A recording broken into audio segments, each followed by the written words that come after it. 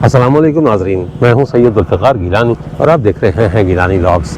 पाकिस्तान और हिंदुस्तान की सरहद 3,323 किलोमीटर तवील है। आमतौर पर तो ये रेड क्लिफ लाइन है, क्योंकि रेड क्लिफ ने पाकिस्तान और हिंदुस्तान की सरहदों का तयन किया था, लिहाजा उसी के नाम से ये लाइन मंसूब है। लेकिन हम इसे 3 हिस्सों में तकसीम करते हैं। एक LOC यानी लाइन ऑफ कंट्रोल, जो कश्मीर के इलाके में है 1948 में, जहाँ तक पाकिस्तानी फ़ौजें पहुँची या पाकिस्तानी मुजाहिदीन पहुँचे, वहाँ तक का इलाका आज़ाद कश्मीर कहलाता है और वो कहलाई लाइन ऑफ कंट्रोल।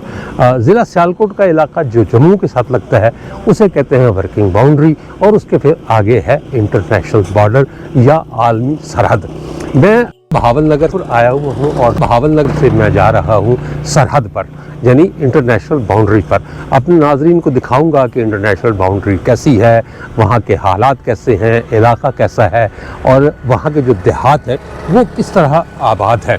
वहाँ के रहने वाले लोगों से बात करने की कोशिश करूँगा कि वो क्या कहते हैं अपने इलाकों के बारे में। मेरी कोशिश होगी कि जो अपना इंटरनेशनल बॉर्डर है उसके किसी करीब तरीन मकाम तक जा सकूं। जिसे आप कहते हैं ना पाकिस्तान का आखिरी गांव, तो मेरी कोशिश होगी कि मैं पाकिस्तान के किसी आखिरी गांव तक पहुंचूं। लेकिन यहाँ मैं एक बात की वजाहत कर दूं कि आम तौर पर यही कहा जाता है कि ये पाकिस्तान का आखिरी गांव है, लेकिन जैसे मैंने बताया कि 3,323 किलोमीटर की सरहद पर कोई एक गांव ऐसा नहीं है जिसे आप आखिरी गांव कह सकते हैं, बल्कि इस हज़ारों किलोमीटर तवील पट्टी पर अगर हज़ारों नहीं तो सैकड़ों गाँव आबाद हैं। तो लिहाजा आप जिस गाँव में जाएंगे वो आप कह सकते हैं कि ये पाकिस्तान का आखिरी गाँव है। तो मैं जिस गांव में जाऊंगा मैं उसे पाकिस्तान का पहला गांव कहूँगा। ये नहीं कहूँगा कि वो पाकिस्तान का आखिरी गांव है, क्योंकि अल्लाह ना करे कि मेरे मुल्क को किसी की नज़र बद लगे और उसका किसी चीज़ को, किसी जगह को, किसी गांव को ये कहा जाए कि ये इसका आखिरी गांव है। मेरी नज़र में ये पहला गांव है। बेशक मेरे थंबनेल पर अगर लिखा भी होगा कि ये पाकिस्तान का आखिरी गांव हो, तो ऐसा नहीं है, अल्लाह ना करे कि ऐसा हो। ये ज़िला बहावल नगर का इलाका है और ये जितनी की पट्टी सारी की सारी है पाकपतन की, कसूर की, सियालकोट की और इससे आगे फोर्ट अब्बास और फिर जो थर का इलाका है, ये तमाम का तमाम भारतीय सरहद से मिलता है। ज़िला बहावल नगर का सारा इलाका सरहदी इलाका है। यहाँ नहरों का जाल बिछा हुआ है। मैं जिस छोटी सी नहर के किनारे खड़ा हूँ इसका नाम है चारवा, और ये आगे जिस नहर के किनारे मैंने जाना है, यानी जहाँ से ये नहर निकलती है उसका नाम है सादकिया। सादकिया नहर हमारी डिफेंस लाइन है। ये सबसे बड़ी नहर है जो हेड सुलेमान से निकलती है।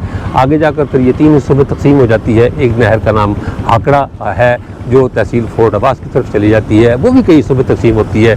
दूसरी नहर का नाम गजियानी है और तीसरी नहर का नाम मलिक है। ये ज़िला बहावल नगर के मुख्तलिफ इलाकों को सैराब करती है और इसी तरह छोटी छोटी नहरें निकाली गई हैं जो इन इलाकों को सैराब करती हैं। वैसे भी ज़िला बहावल नगर पाकिस्तान का वो ज़िला है जिनकी ज़मीनों को आबाद करने के लिए मुख्तलिफ इलाकों से आबादगारों को लाकर यहाँ बसाया गया। कुछ मंडी बहाउद्दीन से आए हुए लोग हैं, कुछ फैसलाबाद से आए हुए हैं, कुछ जो है वो सरगोदा से आए हुए हैं, और उन्हें एकड़ों के हिसाब से या मरलों के हिसाब से ज़मीन अलाट नहीं की गई थी, बल्कि उन्हें मुरब्बों के हिसाब से ज़मीन अलाट की गई थी। आज भी आप अगर हारूनाबाद में जाएं और किसी से जाकर पूछें कि तुम्हारी ज़मीन कितनी है, तो वो ये नहीं कहेगा कि मेरी ज़मीन 10, 15, 20, 50 एकड़ है। वो ये कहेगा कि मेरे पास 2 मुरब्बे हैं, मेरे पास 4 मुरब्बे हैं, मेरे पास 6 मुरब्बे हैं। और इसी तरह उन ज़मीनों को सैराब करने के लिए ये नहरें निकाली गई। ये छोटी नहर है चारवा, लेकर आप इसमें पानी का बहाव देख सकते हैं। ये हमारी डिफेंस लाइन भी है और हमारी ज़मीनों को ये सैराब भी करती है और उन्हें सरसब्ज़ व शादाब भी रखती है। आइए चलते हैं, सफ़र में देखते हैं।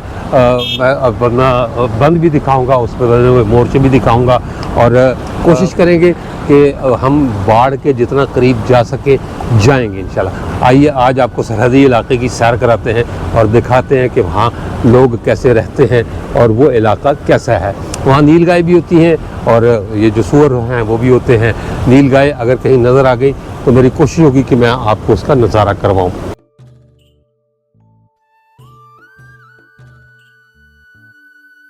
मैंने वीडियो की डिस्क्रिप्शन में और पहले कमेंट में अपना इजी पैसा अकाउंट और बैंक अकाउंट नंबर दर्ज किया है और मेरी अपने नाज़रीन से दरख्वास्त है कि वो मेरी माली एआनत करें। ये दरख्वास्त मैं पहले भी करता रहा हूँ, लेकिन लोगों ने ये समझा कि शायद मैं अपने लिए चंदा मांग रहा हूँ या खैरात मांग रहा हूँ। बहुत से लोगों ने कमेंट किया कि सैयद होकर मांगते हो, तुम्हें शर्म आनी चाहिए, पहला यूट्यूबर देखा है जो लोगों से चंदा मांग रहा है, यूट्यूब से लाखों रुपए कमाते हो और हमसे पैसे भी मांगते हो। ऐसी कोई बात नहीं। पहली बात तो ये कि यूट्यूब से लाखों रुपए वो कमाते हैं जो फैमिली व्लॉग के नाम पर गंद फैलाते हैं। मैं ऐसा कोई काम नहीं कर रहा, बल्कि मैं अपने विरसे से अपनी नई नस्ल को रूशनास कराने के एक मिशन पर निकला हूँ। अगर मैंने माली आयानत आपसे मांगी है तो अपने घर के खर्च के लिए या किसी चंदे के तौर पर नहीं मांगी, कोई खैरात नहीं मांगी, बल्कि मैंने ये दरख्वास्त की है कि ये मिशन जो नई नस्ल को अपने गुजरे हुए कल से रूशनास कराने के लिए मैं लेकर चला हूँ, इसमें मेरा साथ दीजिए। व्लॉगिंग बहरहाल एक महंगा शौक़ है और मुझे बहुत दूर दूर सफ़र करना पड़ता है, जिस पर अखराजात भी आते हैं, जाने आने रहने खाने पीने के, वो अखराजात यूट्यूब के पैसों से पूरे नहीं होते। इसलिए मेरी नाज़रीन से दरख्वास्त है कि वो अगर मेरी माली इआनत कर सकते हैं तो करें, जो नहीं कर सकते वो मेरे लिए दुआ कर दें। और इसके साथ मैं उन नाज़रीन का भी शुक्रिया अदा करता हूँ, बहुत से दोस्त साहब आपने मेरी माली इआनत की है और मज़ीद करना भी चाहते हैं, उन्होंने मुझे कहा है, उनका बहुत शुक्रिया। मेरी तरफ से दुआ उनके लिए कि अल्लाह ताला उनके रिज़्क़ में बरकत दे और उनके मुश्किलें आसान करे। तो आपसे भी दरख्वास्त है कि आप इसमें मिशन में साथ दें और मेरी इआनत करें ताकि मैं इसे आगे लेकर चलूं। आपका बहुत शुक्रिया।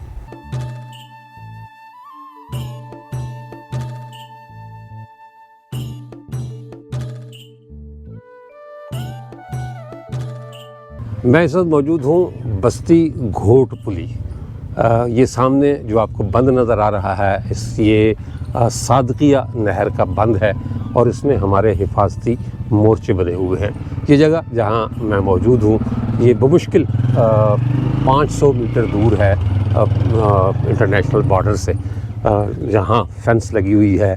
उनकी भी चौकियाँ बनी हुई हैं, हमारी चौकियाँ भी बनी हुई हैं। हमने उनकी सरहद भी देखी, जो एक बाड़ लगी हुई है, आहनी बाड़। दूरबीन की मदद से जो हमारे जवान हैं उन्होंने बहुत प्यार और शफ़क़त से हमारे साथ पेश आए, चाय पी, बिस्किट खाए और उनकी मेज़बानी का हमने लुत्फ़ उठाया। फिर उन्होंने हमें दूरबीन से नज़ारा करवाया सरहद का, ज़ीरो लाइन जो एक बेआबाद जगह होती है। अपने लोग मज़दूर जो खेतों में काम कर रहे थे, किसान, वो देखे, उनके किसान देखे, उनकी आबादी देखी और उनकी भी चेक पोस्ट देखी, जो 2 चेक पोस्ट है। एक तो दरख्तों में घिरी हुई थी लेकिन दूसरी जो है वो ओपन थी और उनका निज़ाम बड़ा शानदार है। मुझे वहाँ मोबाइल टावर भी दिखाई दिए और एक पानी की टंकी भी नज़र आई, जिससे पता चलता है कि जो वाटर सप्लाई का निज़ाम है वो उन्होंने सरहद तक फैलाया हुआ है। और मैंने यहाँ के मुकामी लोगों से ये भी सुना है कि जब ट्रेन गुज़रती है शाम को 4 बजे तो वो रेलवे लाइन सरहद के इतनी करीब है, क्योंकि शाम में सन्नाटा हो जाता है, दूर दूर से आवाज़ें सुनाई देती हैं, तो ट्रेन गुज़रने की आवाज़ पाकिस्तानी इलाकों में और यहाँ के जो करीबी देहात है वहाँ तक सुनाई देती है। जंजर वाली एक बस्ती है, ये अपना पुली घोट वाली बस्ती जहाँ मैं आया हूँ। मेरी कोशिश है कि मैं यहाँ के किसी को रिहायशी कोई अगर एक आध मुझे मिल जाए तो मैं उनसे बात करूँ, पूछूं कि सरहद के इतना करीब रहना कैसा लगता है, कि उन्हें कभी खौफ महसूस हुआ, डर लगा, या ये कि जिस ज़माने में फायरिंग होती है, क्योंकि LOC पर तो फायरिंग मामूल की बात है, LOC पर अक्सर फायरिंग होती रहती है। यही सूरत वर्किंग बाउंड्री की भी है, वहाँ भी अक्सर बेशतर झड़पें होती हैं और दोनों जानिब से फायरिंग होती है। इश्ताल अंगेज़ी ज़्यादातर भारतीय करते हैं और फिर ज़ाहिर सी बात है कि अगर उधर से गोली चलती है तो फिर यहाँ से भी जवाब जाता है। तो वो दिन इन लोगों के लिए कुछ थोड़े से मुश्किल होते हैं। लेकिन मैं पहले भी जो है वो बॉर्डर पर गया था और मैंने कुछ लोगों से बात की थी। उस वक्त मैं व्लॉगिंग नहीं करता था, लेकिन उन्होंने मुझे बताया कि जी हमें कोई खौफ नहीं आता, हम तो जो फेंस लगी हुई है यानी बाड़ लगी हुई है उसके साथ बिल्कुल हमारे खेत हैं। ख़ुद मैं जिस गांव का रहने वाला हूं वो बॉर्डर पर है और जब हम घरों से बाहर निकला करते थे तो लिखा होता था बंद के साथ बोर्ड लगे होते थे कि ख़बरदार आप दुश्मन की फायरिंग की ज़द में हैं। मैं ख़ुद इस ऐसे माहौल का परवरदा हूँ और मेरा बचपन उन इलाक़ों में गुज़रा, लिहाजा मुझे तो खौफ नहीं आता, डर नहीं लगता और यकीनी तौर पर यहाँ जो लोग रह रहे हैं वो भी बेखौफ होकर रह रहे हैं। मैं जब 2012 में भारत गया तो मुझे ये देखकर बहुत हैरत हुई कि वाघा से लेकर और अमृतसर के दरमियान 34 किलोमीटर का फासला है और बहुत कम बस्तियाँ ऐसी थी जो आबाद थीं, वरना वो अपने लोगों को सरहद से पार लगे हुए हैं। इस बात से आप अंदाज़ा लगा सकते हैं कि वो कितने खौफज़दा हैं कि यहाँ खुदा न खास्ता कोई झड़प होती है या गोली चलती है या जंग लगती है तो वो उनका नुकसान होगा। लेकिन हमारे जो खेत हैं वो अल्हम्दुलिल्लाह आबाद हैं। उनके खेतों में भी काम होता है, ऐसा नहीं कि उनके खेत वीरान पड़े हैं। लेकिन जो एक ज़ाती मेरी राय है, ये नहीं कि मैं पाकिस्तानी होने के नाते अपने मुल्क की बात करता हूँ, लेकिन मैंने अपने मुल्क वालों को यानी पाकिस्तानियों को ज़्यादा बहादुर देखा। आइए बस्ती में चलते हैं, देखते हैं कि यहाँ के लोग क्या कहते हैं। बस्ती घोटपुली के रहने वाले रशीद साहब मेरे साथ हैं। मैं इनसे ये पूछने आया हूँ कि आप सरहद के बिल्कुल करीब रहते हैं, कब से यहाँ रह रहे हैं, कैसा लगता है? जी सब कदों दे रहे हुए थे? जी बहुत अरसा फिर भी शोर जो आए हैं शोर आए सब जम पले इत्थों दी नहीं है? नहीं अच्छा तो की करदे हो इत्थे? बस ये हवाई भी करते हैं। वाही करदे हो? ज़मीनां अपना बार्डर दे नाल ने? हाँ जी नाल पैंदी है। अच्छा ते हुण भी जांदे हो या छड़ छड़े ते जाना? जी हुण तो कोई नहीं, हुण तो टुरा ही नहीं जाता। अच्छा ते हुण बच्चे जांदे ने? हाँ भी बाल बच्चे आते बकरियां पैदा। अच्छा कोई मुश्किल हुंदी है बार्डर एरिया च रहण दी वजह नाल? चिड़े जो कोई हो गया अपना कस मकस उसमें भावें कोई तकरीबन कोई अपन तो कदे किसी पुछया नहीं उन्हें में ਕੀਤੀ यही ਸਾਨੂੰ ਵੀ ਅਸੀਂ ਬੜੇ ਤੰਗ ਬੈਠੇ। नहीं तंग तो अल्लाह ना करे कि तुझे तंग बवो, और तंग करने वाला जरा मेरा नहीं ख्याल कि कोई आएगा। ਅਸੀਂ ਸਾਰੇ ਪਾਕਿਸਤਾਨੀ ਆ, ਸਾਰਿਆਂ ਨੂੰ ਇਸ ਮੁਲਕ ਦਾ ਉਨਾ ਹੀ ਦਰਦ ਹੈ ਜਿੰਨਾ ਸਰਹੱਦਾਂ ਤੇ ਜਿਹੜੇ ਬੈਠੇ ਨੇ ਉਹਨਾਂ ਨੂੰ ਹੈ। ਤੇ ਉਹ ਵੈਸੇ ਕਿਵੇਂ ਲੱਗਦਾ ਹੈ ਕਿ ਬਾਰਡਰ ਬਿਲਕੁਲ ਨਾਲ ਹੈ, ਇੰਡੀਆ ਸਾਹਮਣੇ ਹੋਏ? ਬਸ ਜੀ ਇਹ ਤੇ ਡਰ ਤਾਂ ਠਿੱਠਮ ਲੱਗਦਾ ਹੀ ਰਹਿੰਦਾ ਹੈ। ਅੱਛਾ ਬਾਰਡਰ ਨਹੀਂ ਹੋਏ ਕਿ ਕਿਸੇ ਵੇਲੇ ਰਾਤ ਬਰਾਤੇ ਵੀ ਆ ਸਕਦੇ ਨੇ, ਹਾਂ ਹਮਲਾ ਵੀ ਕਰ ਸਕਦੇ ਨੇ। ਅੱਛਾ बाकी यही भी हर दिशा से कोई नहीं है जी मुश्किल आई। अच्छा भी आ जाएंगे जो लगे फौजा आमन सानू ना बेचारा कदे नहीं कोई आखा भी आ बैठे न। अच्छा ये पीछा जो पार बैठे नानू आ दिन भी चलो फौज जाओ 4-8 पार। अच्छा ये ਜਿਹੜੀਆਂ ਦੋ ਜੰਗਾਂ ਹੋਈਆਂ ਨੇ 65 ਦੀਆਂ ਤੇ 71 ਦੀਆਂ, ਇਹ ਤੁਸੀਂ ਦੇਖੀਆਂ ਨੇ? हाँ जी ਅੱਛਾ ਉਦੋਂ ਤੁਸੀਂ ਫਿਰ ਇੱਥੇ ਸਾਂ? उस जी पीछा पैड़ी जी आई उत्थे ਦੋਵਾਂ ਜੰਗਾਂ ਦੇ ਵਿੱਚ? हाँ पिछली जंग पीछे तो मुड़ पैड़ी जंग की पहली वाह हुई है। ਅੱਛਾ सदर तो ये ਉਹਦਾ ਅਸਰ ਉਹਦੇ ਉਸ ਪਿੰਡ 'ਚ ਗਿਆ ਸੀ ਜਿੱਥੇ ਤੁਸੀਂ ਸੋ? हाँ जी थोड़ा बड़ा सारा। ਤੇ ਤੁਸੀਂ ਛੱਡ ਗਏ ਸੋ ਆਪਣੇ ਘਰ? हाँ घर बार छाड़ दे अगेरे हो गए पिछेरे हो गए।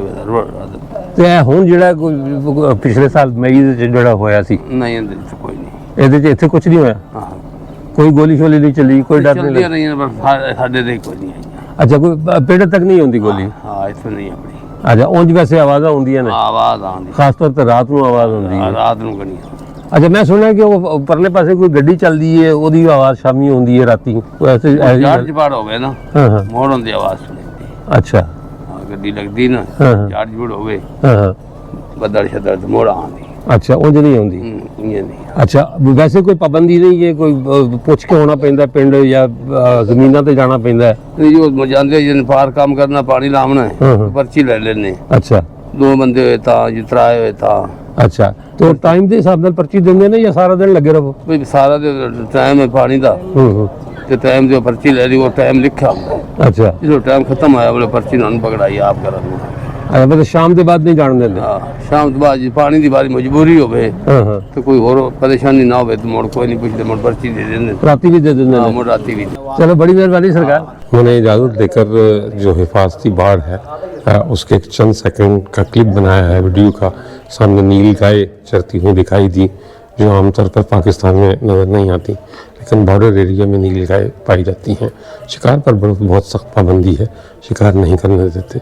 बहुत सारी नील गायें चर रही थी और बाढ़ के साथ जो ज़ीरो लाइन का इलाका है वही मैंने कैप्चर की है, वो लगा भी रहा हूँ ताकि आप भी देखें कि यहाँ से बाढ़ कैसी नज़र आती है।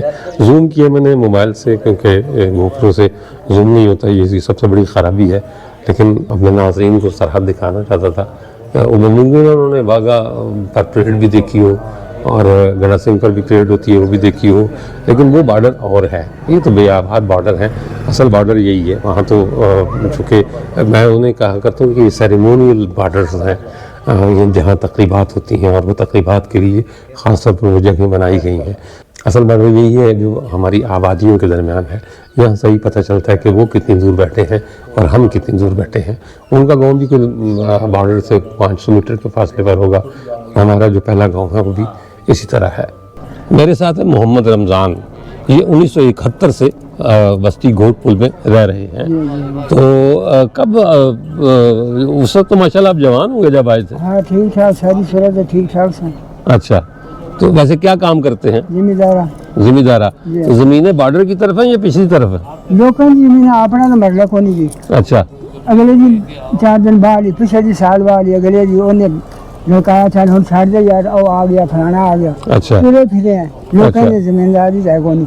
अच्छा। ते हुण आप ही भी काम करते हो, हुण भी करते हो? ਹੁਣ ਰਹੇ पे हम तो तेरे से मसे आए हैं। अच्छा बड़ी मिहरबानी ਤੁਹਾਡੀ। ਤੁਹਾਡੀ। ਤੇ ਹੁਣ ਜੇ ਪੁੱਤਰ ਕੰਮ ਕਰਦੇ ਨੇ, जी हाँ, ਪੁੱਤਰ ਪੋਤਰੇ? जी हाँ, जी हाँ। ਅੱਛਾ, ਤੇ ਇਸ ਪਾਸੇ ਜ਼ਮੀਨਾਂ ਹੈ ਤੇ ਬਾਰਡਰ ਵਾਲੇ ਪਾਸੇ? लोगों की ना अपनी तो ਨਹੀਂ ਨਹੀਂ, ਜਿਹੜੀ ਵੰਦੇ ਹੋ ਜ਼ਮੀਨ ਉਹ ਕੋਈ ਇਸ ਪਾਸੇ ਹੈ ਵੇ? है। ਅੱਛਾ, जी हाँ। ਤੇ ਕਦੀ ਤੁਸੀਂ ਵੀ ਤਾਂ ਜਾਂਦੇ ਹੋਗੇ ਨਾ ਕਦੀ? बड़ा गए हैं, बड़ा कुछ किया, बढ़िया कहीं मारी हैं, बड़े खारे खट्टे ने ਅੱਛਾ बाजे दिखे जा थे। ਅੱਛਾ। ਤੇ ਇਹਨਾਂ ਨਜ਼ਦੀਕ ਰਹਿਣਾ ਅਜੀਬ ਜਿਹਾ ਨਹੀਂ ਲੱਗਦਾ ਕਿ ਇੱਥੇ ਸਾਹਮਣੇ ਬਾਰਡਰ ਹੈ? लेकिन लाल कुछ है जी, मुझे खौफ को मान जा पर जा जवान दुनिया वाले आर्मी वाले फिर जो जी नादी भी बाजी है ना। ਹਾਂ ਬਿਲਕੁਲ। सारे जेल में ही उड़ा ਇਹ ਵੀ ਤਾਂ ਕਿਸੇ ਪਿਓ ਦੇ ਪੁੱਤਰ ਨੇ ਨਾ। है ना। ਹਾਂ किसानी उड़ानी चले रही है भाई, ये जो इंसान का है। ਠੀਕ ਹੈ। हाँ।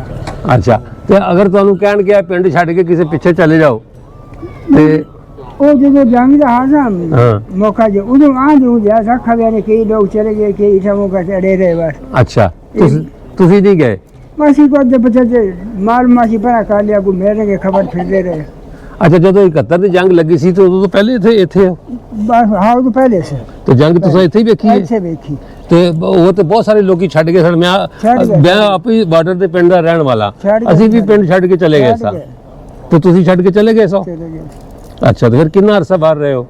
बस वो जो हालात भाल लो पिछा गए ਅੱਛਾ, जी। ਤੇ ਇੱਥੇ ਜੋ ਹੈ ਹੋਰ ਕੋਈ ਮੁਸ਼ਕਿਲ, ਕੋਈ ਫੋਨ ਕਰਨ ਦੇ ਵਿੱਚ ਮੁਸ਼ਕਿਲ? नहीं हो मुश्किल नहीं, एमन बकवास कर रही है। नहीं मैं वैसे पूछा कि होर कोई आन जान दे मुश्किल? नहीं नहीं कोई नहीं। चलो ठीक है जी सर, बड़ी मेहरबानी ਤੁਹਾਡੀ, बहुत शुक्रिया। ठीक हो।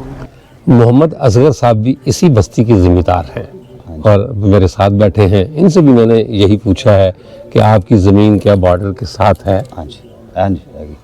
कितनी को ज़मीन है? जमीन है जी, मेरे आप 7-8 एकड़ मेरी आती है। अच्छा, तो आजकल की बीजे है जी? आज कणक काश्त की थी। कणक काश्त की थी। फसल कितनी जीत हुई है?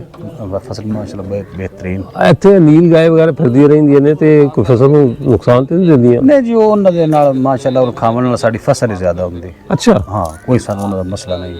वो आ जावन कदे को खा जावे तो कोई मसला नहीं। कोई मसला नहीं है। तो बाहरले भी आਉਂਦੇ ਨੇ? नहीं जी, वो भी ज्यादातर पूरी वो मुड़ा हुंदा है भी जेड़ा भी आगे टुर गया, पीछे टुर गया, यानी कि हुंदा मुड़ा टुरन वाली एक चीज है। अच्छा, हाँ, लेकिन उन्होंने नाल साडा मतलब सानू कोई मसला ਉਹ ਗੰਨਾ ਸ਼ਾਨਾ ਕਦੀ ਲਾਇਆ? ਸੁਣਿਆ ਗੰਨਾ ਤੇ ਬਹੁਤ ਉਜਾੜਦਾ ਉਹ।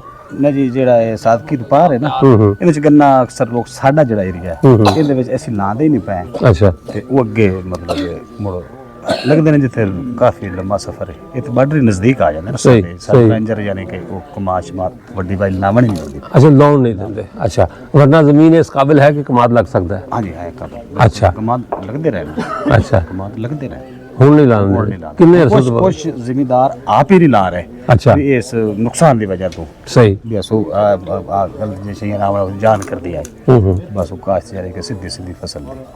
अब वो कमाद ਉੱਚਾ ਵੀ ਹੁੰਦਾ ਹੈ, ਉੱਚਾ ਪਤਾ ਨਹੀਂ ਲੱਗਦਾ ਕਿ ਹਾਂ, ਉਹਦੇ ਪਤਾ ਪਿੱਛੇ ਨਹੀਂ। ਕੌਣ ਹੈ। ਹਾਂਜੀ। ਬਾਹਰਲੇ ਵੀ ਜ਼ਿਆਦਾ ਹੁੰਦੇ ਨੇ ਉਹਦੇ ਵਿੱਚ, ਹਾਂਜੀ। ਨੁਕਸਾਨ ਵੀ ਹੁੰਦਾ ਹੈ। ਤੇ ਇੱਥੇ ਕੀ ਉਗਦਾ ਹੈ? ਕਣਕ ਤੋਂ ਇਲਾਵਾ ਕੀ ਉਗਦਾ ਹੈ? ਇੱਥੇ ਜੀ ਅਸੀਂ ਤਾਂ ਕਾਸ਼ਤ ਮਤਲਬ ਦਾਈ ਹੈ ਵੀ ਲੱਗ ਮਾੜਾ ਮੋਟਾ ਮਾਮੂਲ ਜਿਹਾ ਸਾਡੇ ਏਰੀਆ 'ਚ ਲੱਗਦਾ ਹੈ। ਤੇ ਕਣਕ ਦੋ ਪਾਈਆਂ ਨਰਮਾ ਜ਼ਿਆਦਾ ਤੇ ਕਣਕ ਕਪਾਹ ਯਾਨੀ ਕਿ 2 ਛੀਆਂ ਜ਼ਿਆਦਾ ਅਸੀਂ ਲਾ ਰਹੇ ਹਾਂ। अच्छा, ਹੋਰ ਕੋਈ ਮਾੜਾ ਮੋਟਾ ਮਤਲਬ ਕਾਸ਼ਤ ਦਾਈ ਦੀ ਹੋ ਸਕਦੀ, ਨਹੀਂ ਤਾਂ ਹੋਰ ਮਤਲਬ ਕਾਸ਼ਤ ਕੋਈ ਨਹੀਂ।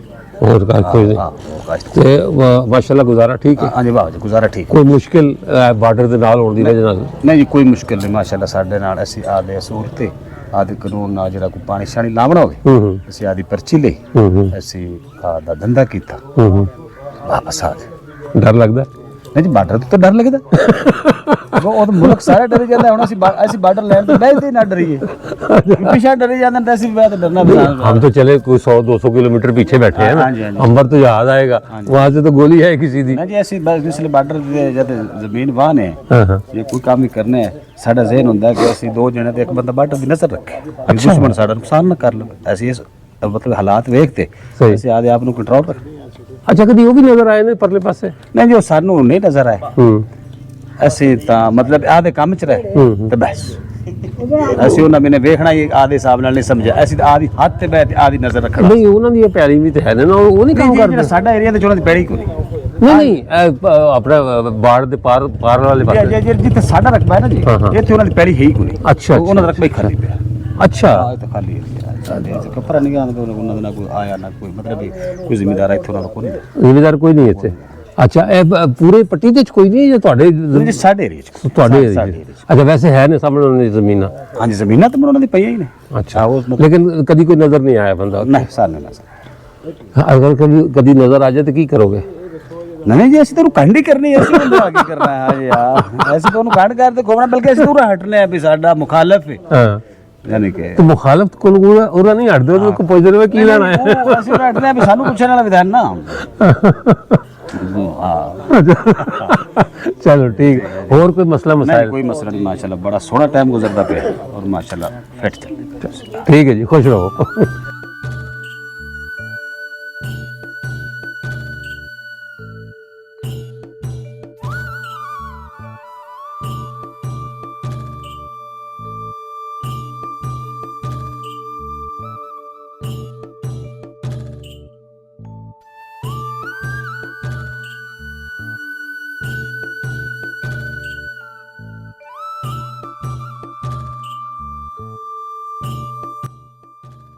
अली अहमद नौजवान हैं और इसी गांव में रहते हैं, बस्ती घोट। हाँ जी, बस्ती घोड़पुली। बस्ती घोड़पुली। बस्ती का नाम मैं थोड़ा सा गड़बड़ कर जाता हूँ। जवान खून है, बॉर्डर के बिल्कुल करीब रहते हैं। कभी डर लगा? हाँ जी, नहीं लगता। नहीं लगता? नहीं लगता। क्यों नहीं लगता? बस अपने को फौज है। हाँ, तो खुदा न खास्ता कोई बंदा सामने आ जाए पराया तो की करोगे? ਉਹ ਜੀ ਆਪਣੇ ਪਰ ਚੈੱਕ ਲੈਂਦੇ ਨੇ ਤੇ ਢਾ ਲੈਂਦੇ ਨੇ, ਆਪਾਂ ਉਹਨਾਂ ਚੈੱਕ ਲੈ ਸਕਦੇ ਬਸ ਅਸੀਂ ਇਹੀ ਕਰਨਾ ਹੈ। ਆਜਾ, ਖੇਤਾਂ 'ਚ ਕੰਮ ਕਰਦੇ ਹੋ? ਕਰਨੇ ਹਨ। ਆਜਾ, ਉਹਨਾਂ ਨੂੰ ਕਦੀ ਦੇਖਿਆ ਜੇ ਕੰਮ ਕਰਦੇ? ਬਸ ਉਹ ਵੀ ਪਰ ਤੇ ਕੰਮ ਕਰਦੇ ਨੇ, ਅਸੀਂ ਵੀ ਉਹਰਾ ਕਰਨੇ ਆ। ਕਦੀ ਇਸ ਤਰ੍ਹਾਂ ਹੋਇਆ ਕਿ ਕਿਸੇ ਨੇ ਤੁਹਾਡੇ ਵੱਲ ਵੇਖਿਆ ਹੋਏ, ਰੁਕ ਕੇ ਵੇਖਿਆ ਹੈ, ਜਿਵੇਂ ਹੁੰਦਾ ਨਾ ਠਹਿਰ ਕੇ ਦੇਖਣਾ? ਨਹੀਂ ਨਹੀਂ, ਅੱਛਾ, ਐ ਨਹੀਂ ਦੇਖ। ਨਹੀਂ ਦੇਖਿਆ? ਨਹੀਂ। ਤੇ ਕਿੰਨੀ ਕੁ ਵਾਰੀ ਆਮਣਾ ਸਾਹਮਣਾ ਹੁੰਦਾ ਹੈ? ਬਸ ਕੋਈ ਦਿਹਾੜੀ ਚ ਇੱਕ ਵੱਧੀ ਵਾਰੀ ਬਈ। ਉਹ ਵੀ ਇਸੇ ਤਰ੍ਹਾਂ ਕੰਮ ਕਰਦੇ ਨੇ? ਅੱਛਾ, ਇਸੇ ਤਰ੍ਹਾਂ ਕਰਦੇ। ਤੁਸੀਂ ਕੀ ਬੀਜੀ ਹੈ? ਬਸ ਫਸਲ ਹੀ ਬੀਜਦੇ ਨੇ। ਉਹ ਵੀ ਅੱਛਾ, ਇੱਧਰ ਕਣਕ ਹੁੰਦੀ ਤੇ ਉਧਰ ਵੀ ਕਣਕ ਹੀ ਹੁੰਦੀ ਹੈ? ਉਧਰ ਵੀ ਕਣਕ ਹੁੰਦੀ ਹੈ, ਇੱਧਰ ਵੀ ਹੁੰਦੀ ਹੈ। ਅੱਛਾ, ਹਾਂਜੀ। ਤੇ ਕਦੀ ਕੋਈ ਪਰੇਸ਼ਾਨੀ ਹੋਈ ਹੋਏ? ਪਰੇਸ਼ਾਨੀ ਕਦੇ ਵੀ ਨਹੀਂ ਹੋਈ। ਆਉਣ ਜਾਣ ਦੇ ਵਿੱਚ ਨਹੀਂ ਹੋਈ। ਅੱਛਾ, ਖੇਤਾਂ ਦੇ ਵਿੱਚ ਕੋਈ ਮਸਲਾ ਮਸਾਇਲ? ਕੋਈ ਕਿਸੇ ਕਿਸਮ ਦਾ ਮਸਲਾ ਹੀ। ਕਦੀ ਕੋਈ ਬਾਹਰਲਾ ਅੰਦਰਲਾ ਸਾਹਮਣੇ ਆ ਗਿਆ ਹੋਏ? ਬਾਹਰਲਾ ਅੰਦਰਲਾ ਹੀ ਬਚ ਜਾਂਦਾ ਹੈ। ਬਚ ਜਾਂਦਾ? ਬਚ ਜਾਂਦਾ। अच्छा, चलो ठीक है। और पिंड इतने रहते हो? चाके से ही रहने। कितने अरसे से रह रहे हो? बस कोई अपनी 25-30 साल उम्र हो सर से तो है। तो इतने तो जम पल लो? हाँ जी। अच्छा, माशाल्लाह। फिर तो माशाल्लाह, ये मिट्टी का पुत्र है ना, ये इसे मिट्टी का पुत्र है। चलो ठीक है जी, खुश रहो। बहुत बहुत मेहरबानी थोड़ी।